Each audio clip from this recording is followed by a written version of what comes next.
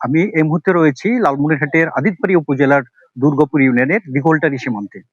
আপনাদেরকে যেটি জানাতে চাই সেটা হচ্ছে যে আজকে ভোর রাতে ভারতীয় সীমান্ত রক্ষী বাহিনী বিএসএফ লালমনিরহাটের ৩টি সীমান্তে ৫টি পয়েন্টে ৩৩ জন মানুষকে তারা পুষিয়ে নেওয়ার চেষ্টা করেছে।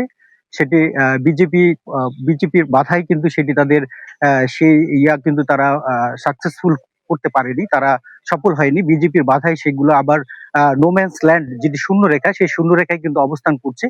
সেখানে আমরা যতটুকু জানতে পেরেছি সেটি হচ্ছে যে সেখানে নারী, শিশু এবং পুরুষরা রয়েছেন। এখানে শূন্য রেখার যে যারা অবস্থান করছেন তাদেরকে প্রতিহত করার জন্য, তাদের যে কোনো ধরনের পুশিন প্রতিহত করার জন্য বিজেপি কিন্তু শক্ত অবস্থানে রয়েছে। আমরা আপনাদেরকে যেটি জানিয়ে রাখি যে বিজেপি কিন্তু মোটামুটি একটা শক্ত অবস্থানে রয়েছে। তার সাথে কিন্তু বিজেপির সাথে রয়েছেন গ্রামের সাধারণ মানুষ।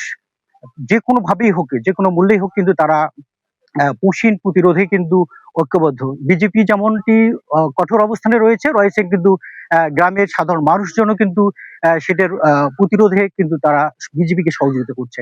আমরা আরেকটি বিষয় আপনাদেরকে জানিয়ে রাখি যে বিজেপির পক্ষ থেকে কিন্তু এটি কঠোর বার্তা ভারতীয় বিএসএফ কে দেয়া হয়েছে বলে আমি জেনেছি। আমি কথা বলেছি লালমনিরহাট বিজেপি 15 ব্যাটালিয়নের যিনি অধিনায়ক রয়েছেন লেফটেন্যান্ট কর্নেল মেহেদী ইমাম। উনি আমাকে জানিয়েছেন যে বিএসএফ কে কিন্তু কঠোর বার্তা দেওয়া হয়েছে।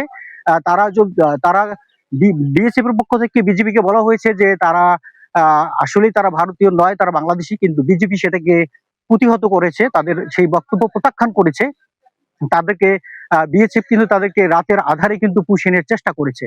আর এখানে আরেকটি ইনফরমেশন আপনাদেরকে জানিয়ে রাখি, সেটা হচ্ছে যে এই সীমান্তে যে পুশিনের যে ঘটনাটি বিএসএফ বারবার ঘটাচ্ছে, এটা নিয়ে সীমান্তে একরকম উত্তেজনার পরিবেশ এবং আতঙ্কিত হয়ে পড়েছেন সীমান্তবাসী বলছেন যে ভারতীয় সাধারণ নির্বাচনের পরে কিন্তু সীমান্তে একটু উত্তেজনার সৃষ্টি করছে ভারতীয় বিএসএফ এবং ভারতীয় দেশীয় নাগরিক, এমনটি দাবি করছেন এখানকার সীমান্তবাসী মানুষ। এই ছিল আমার কাছে সীমান্তের আজকে পুশিনের সর্বশেষ খবরাখবর।